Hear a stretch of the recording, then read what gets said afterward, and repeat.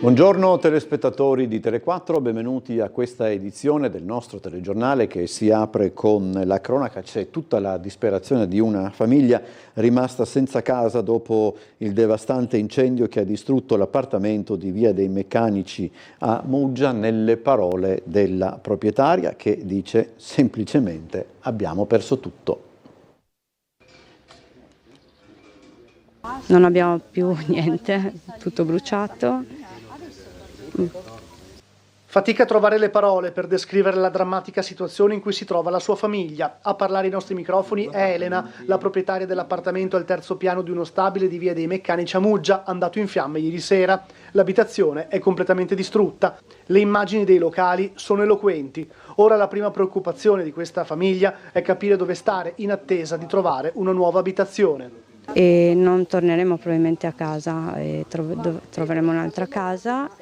E siamo tutti salvi, ho anche 2 figli, loro sono scesi, hanno salvato il cane. Io non ero a casa, ma era rientrato mio figlio con l'amorosa ed erano loro 2 che stavano preparando la cena, mentre al piano di sopra ha divampato l'incendio, probabilmente a causa di un cortocircuito, non sappiamo ancora cosa. Il cortocircuito rimane una delle ipotesi sulle cause dell'incendio. Il rogo è divampato intorno alle 22. Sul posto sono intervenuti i vigili del fuoco del comando di Trieste con autobotte e autoscala insieme alla squadra del distaccamento di Muggia. All'arrivo dei pompieri tutti gli inquilini del palazzo erano usciti dai propri alloggi, dunque i vigili del fuoco hanno iniziato le operazioni di spegnimento delle fiamme e sono riusciti a evitare che l'incendio si propagasse anche agli appartamenti adiacenti. Sul posto il 118 con 2 ambulanze, i sanitari hanno visitato 4 persone, i vicini di casa, che avevano inalato i fumi della combustione, perciò è scattato il trasporto in ospedale per accertamenti. Anche 2 pompieri sono stati portati a Cattinara, mentre domavano le fiamme sono stati colti da un colpo di calore. Fortunatamente le loro condizioni non sono gravi. Sul posto anche la Polizia di Stato. C'è però un disperso, il gatto Attila, che per lo spavento è scappato dall'appartamento andato a fuoco. Dunque l'appello della proprietaria per ritrovarlo. E un gatto è scappato, infatti chiederò aiuto per riuscire a trovarlo, un gatto bianco col pelo lungo, che si chiama Attila. E l'altro gatto invece era nel piano di sotto, ha passato la notte da solo, però adesso l'abbiamo tirato fuori. Non si placa la scia di truffe in città, nuovo colpo messo a segno da finti carabinieri, rubati 30.000 euro in oro. La banda dei finti carabinieri ha colpito ancora, stavolta il bottino è eccellente, 30.000 euro in oro, ennesima truffa messa a segno a Trieste nel tardo pomeriggio di ieri, vittima una donna anziana che risiede in via Lucio Vero. Il modus operandi dei malintenzionati è sempre lo stesso. 2 uomini si sono presentati a casa della vittima, una donna non vedente. Di nuovo la tecnica della finta rapina. I sedicenti militari dell'Arma si sono fatti consegnare tutti i preziosi con la scusa di doverli comparare con quelli della finta rapina. Ottenuti i gioielli, i malviventi si sono dileguati. L'anziana donna ha sporto denuncia alla Polizia di Stato. Ma neanche 20 minuti prima c'era stato un altro tentativo di truffa, sempre ai danni di un'anziana, in via Verga. In quel frangente, però, la vittima designata si è accorta che qualcosa non andava e ha negato l'ingresso in casa ai malintenzionati. Sorge il sospetto che si tratti delle stesse persone che invece poi hanno messo a segno il colpo in via Lucio Vero. Anche in questo caso è intervenuta la Polizia di Stato. Solo pochi giorni fa la doppia truffa in via Mascagni e in via Rossetti, protagonista sempre la banda di finti militari dell'Arma che aveva raggirato 3 donne rubando contanti e gioielli. Indagini ancora in corso. Si sono conclusi a Trieste i lavori di riqualificazione di Casa Giardino, realizzati 6 mini alloggi per anziani fragili nell'ultimo intervento comunale finanziato dal PNRR. 6 nuovi mini alloggi protetti per 11 anziani non autosufficienti sono stati realizzati e oggi inaugurati all'interno della residenza Casa Giardino di via Marchesetti nel rione di San Luigi. Si sono infatti conclusi i lavori di riqualificazione del primo piano della struttura, destinata ad ampliare le soluzioni abitative per persone anziane che vivono situazioni di fragilità e disagio abitativo. Gli appartamenti, dotati di tecnologie per favorire l'autonomia e collegati alla rete dei servizi sociali e sociosanitari, consentiranno agli ospiti di vivere in un contesto assistito, evitando evitando, quando possibile, il ricorso all'istituzionalizzazione. Sono previsti servizi di assistenza domiciliare, pasti, pulizie e sistemi di domotica per agevolare la vita quotidiana. Un segnale forte, l'ennesimo segnale forte. Oggi riceviamo Casa Giardino, inauguriamo Casa Giardino che completa così il trittico del centro per l'anziano assieme a Casa Serena e Casa Bartoli.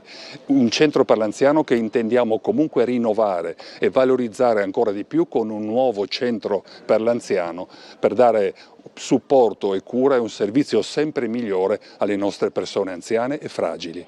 L'intervento, concluso con 38 giorni di anticipo rispetto ai tempi contrattuali, rappresenta l'ultimo dei progetti finanziati dal Piano Nazionale di Ripresa e Resilienza in capo al Comune di Trieste. Le opere hanno riguardato l'adeguamento strutturale e sismico dell'edificio, il rifacimento degli impianti, l'efficientamento energetico con cappotto termico e impianto fotovoltaico, oltre all'installazione di sistemi antincendio e di sicurezza. L'investimento complessivo ammonta a oltre 2,5 milioni di euro, sostenuto da fondi ministeriali e da un cofinanziamento del Comune di Trieste. Un tassello importante di PNRR perché questo è volto soprattutto agli anziani, quindi va nell'ottica dell'attenzione che l'amministrazione comunale continua a dare agli anziani della città, ma è anche un tassello importante perché va a siglare la fine di tutti gli interventi PNRR che abbiamo realizzato in città e che abbiamo portato a casa, ad eccezione di uno che ha avuto una risoluzione in danno dovuti alla non attività dell'impresa. Tutto il resto il Comune ha portato a casa, quindi grande soddisfazione per il lavoro che abbiamo svolto in questi anni. Ora il collegamento con la sala operativa della Polizia Locale. Ci aspetta l'agente scelto Fabrizio Morello, al quale cedo subito la linea per le consuete comunicazioni che riguardano viabilità e traffico in città. Buongiorno. Buongiorno a voi studio e a tutti i telespettatori. Una mattinata abbastanza movimentata per i nostri agenti per le strade, oltre ai molteplici interventi di routine come soste, passi carraio, ordinanze lavori, ci sono anche stati parecchi incidenti. Diciamo i due che hanno più gravato sulla viabilità. Abbiamo perso il collegamento, vedremo eventualmente di ripristinarlo più avanti.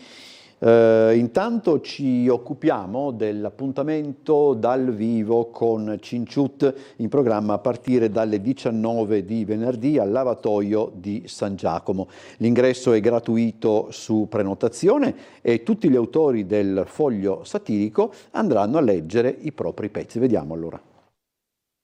Siamo in compagnia di Marco Englaro, coordinatore di Cinciut, alla vigilia di un appuntamento importante perché venerdì a partire dalle ore 19 Cinciut sarà live al lavatoio di San Giacomo. Perché questo appuntamento? Perché il Cinciut è cartaceo, lo facciamo girare tutti, è una pagina di satira sociale, qualche raramente volte politica, ma insomma ci divertiamo un sacco. E l'idea è quella di far partecipare tutte queste 15, 20, 30 persone che partecipano ordinariamente dal vivo, perché dal vivo uno rende molto di più, è molto più divertente, perché la pagina uno la legge, ma è così, invece verranno recitati alcuni pezzi, qualcuno leggerà i propri, due bravissime attrici faranno la loro parte nel recitare quello che qualcuno non vuole fare e quindi cercheremo di far divertire tutta la gente, perché questo è l'obiettivo. Sarà dunque una sorta di happening, se vogliamo, dai. Sì, durerà un'ora e mezza, sarà un happening, ma una prima prova, perché sappiamo già che è quasi tutto esaurito, per cui praticamente è una prima prova, poi vedremo se spostare a teatro questa cosa qua. Allora, dovremmo essere in grado di ricollegarci con la sala operativa. Sento l'agente Morello al telefono, per cui le ricedo la linea, agente. Buongiorno, rieccomi. Allora, dicevo che questa mattina abbiamo avuto diversi interventi di routine e anche diversi incidenti con feriti. I due che hanno più gravato sul traffico sono stati al BBH e poi in via Milano, via Roma, dove abbiamo avuto abbastanza problemi con la viabilità, anche a causa dei lavori che si stanno tenendo in via Commerciale per la realizzazione della rete fognaria e della rete acquifera. Mi collego quindi alla viabilità per la via Commerciale perché questa è chiusa da piazza Casali fino all'intersezione con via Sant'Anastasio. C'è un senso unico di marcia sempre in via Commerciale da Sant'Anastasio fino a Pauliana con direzione Strada Nuova per Opicina, e un senso unico di marcia in via Sant'Anastasio tra l'intersezione con la via Manno e la via Commerciale. Inoltre diversi divieti di sosta e fermata temporanea appunto per permettere i lavori, come in via Commerciale tra la Sant'Anastasio e la Poliana, come già detto, in tutta la piazza Casali e in via Sant'Anastasio dall'intersezione tra la Ruggero Romana e la via Commerciale. Inoltre vi ricordo che da oggi inizia il Triskel, il Festival internazionale della musica e cultura celtica, che si tiene al Boschetto del Ferdinandeo da oggi fino al 28 giugno. Anche qui ci sono diversi divieti di sosta e fermata temporanei nella zona, specialmente in Marchesetti e in via De Mille. Infine vi ricordo che continua la chiusura della Galleria del Carso in direzione Trieste con uscita obbligatoria a Padriciano, che però nei fine settimana in questo periodo estivo viene interrotto e quindi si riapre al traffico dalle 18 di giovedì, quindi dalle 18 di domani. Non ci sono altre segnalazioni da fare per questa giornata. Se abbiamo altri eventi e manifestazioni nei giorni andati, più futuri, poi le vedremo nelle altre edizioni. Grazie agente, buona giornata e buon lavoro. Grazie mille, buona giornata e buon lavoro anche a voi. Allora, rimarrà aperta fino a domenica in Sala Xenia la mostra collegata alla 7ª edizione della Biennale di ricamo contemporaneo, che quest'anno si collega all'arte dell'illustrazione letteraria.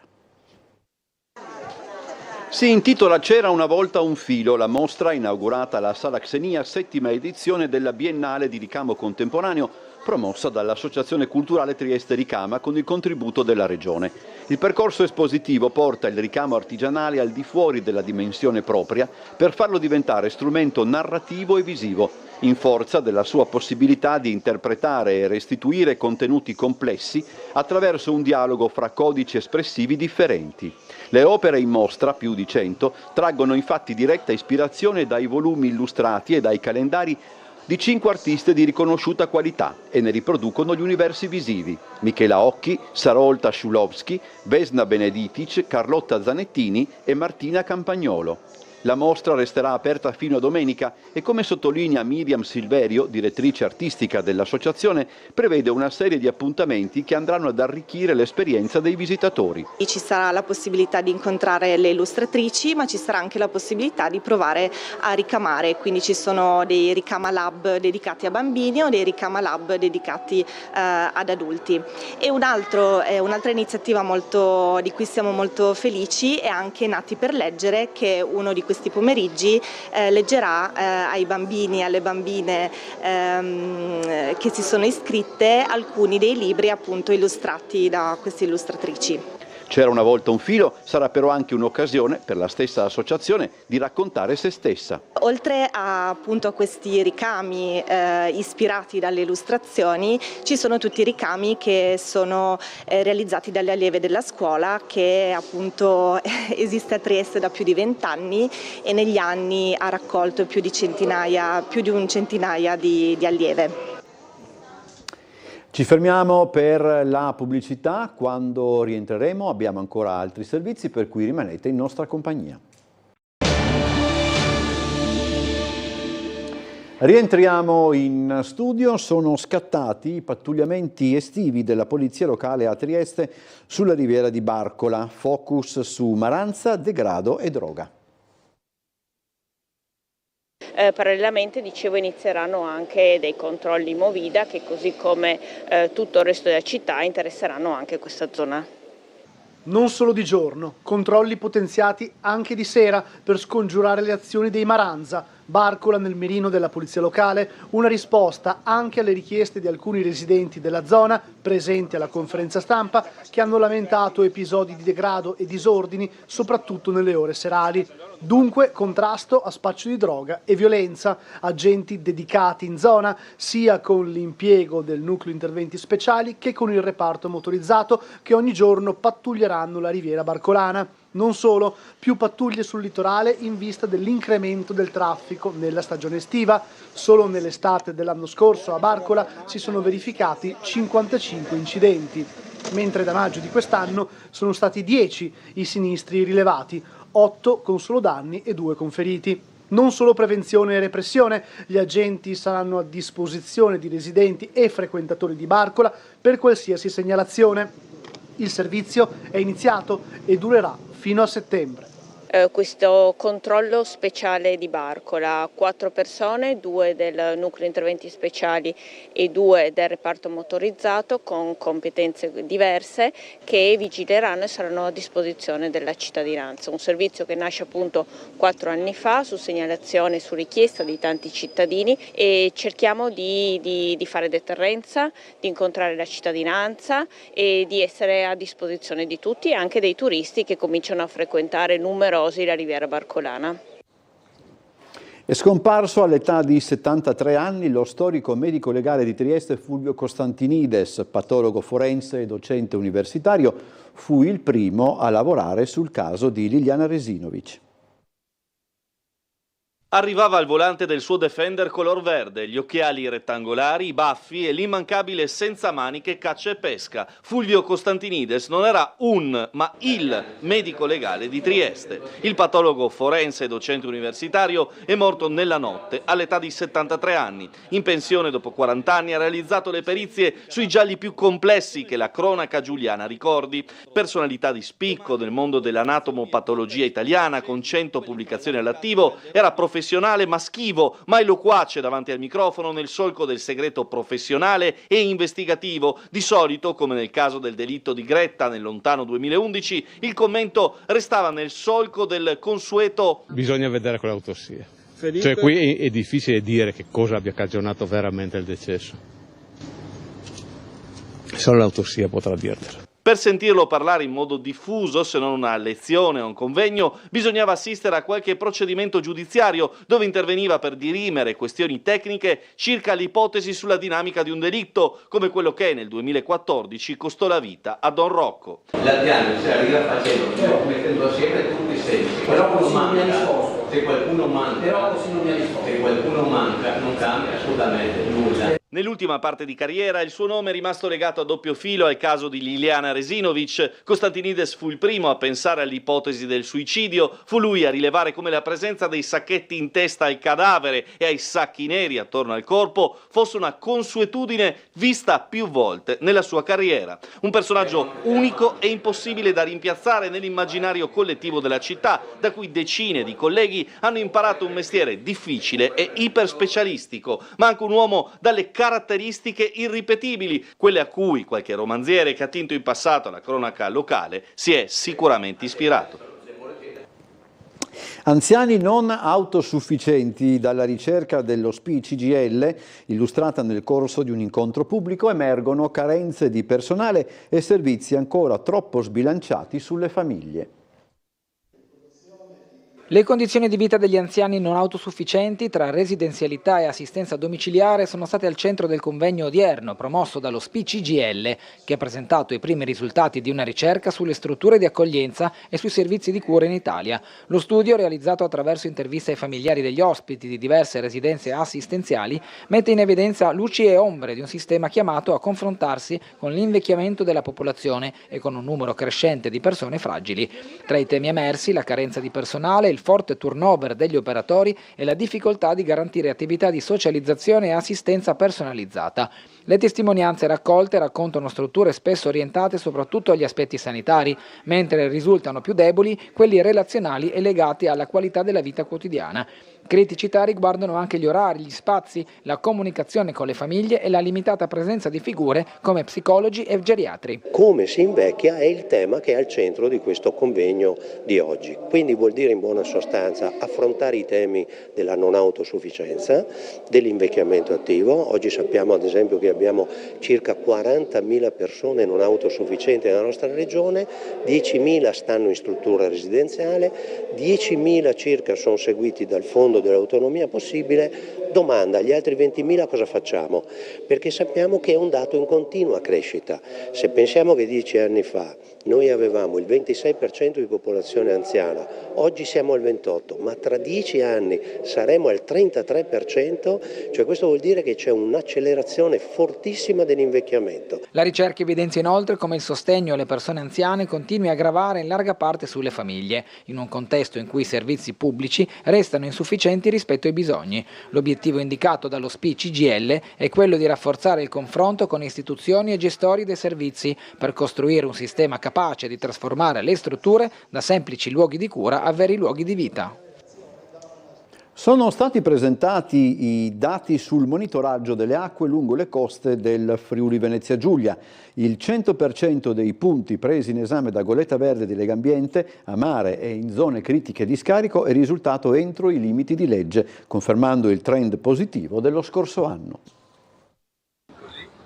Anche quest'anno Goletta Verde ha campionato le acque del Friuli Venezia Giulia alla foce dei fiumi, Tagliamento, Stella, Isonzo, in prossimità del depuratore, dello scarico del depuratore di Lignano e lungo la linea di costa da Trieste fino appunto a Lignano fronte spiaggia.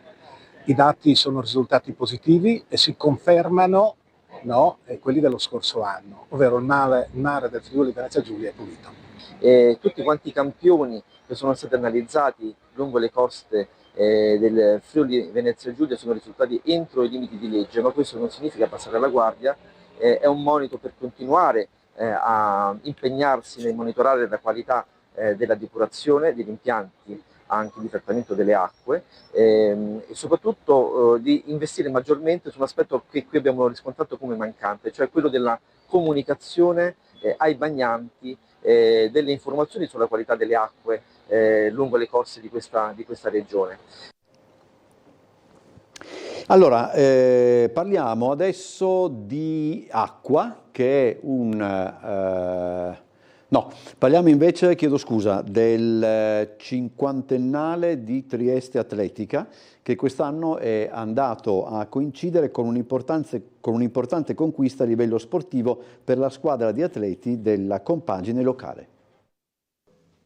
Un appuntamento storico per lo sport locale con Trieste Atletica che celebra la qualificazione alla finale A oro del campionato di società assoluto su pista, in programma a Rieti il 20 e 21 giugno, il massimo livello della competizione a squadre dell'atletica leggera italiana. Il traguardo sportivo coincide con un anno speciale, il 50° anniversario della fondazione della società. Nel corso dell'incontro odierno è stato svelato in anteprima anche il nuovo logo ufficiale, simbolo di un'identità profondamente radicata nel territorio triestino e fortemente proiettata verso il futuro. Allora, la squadra sicuramente è una squadra competitiva, siamo riusciti a qualificarci fra le 12 migliori società della nazione e questo era il nostro obiettivo stagionale.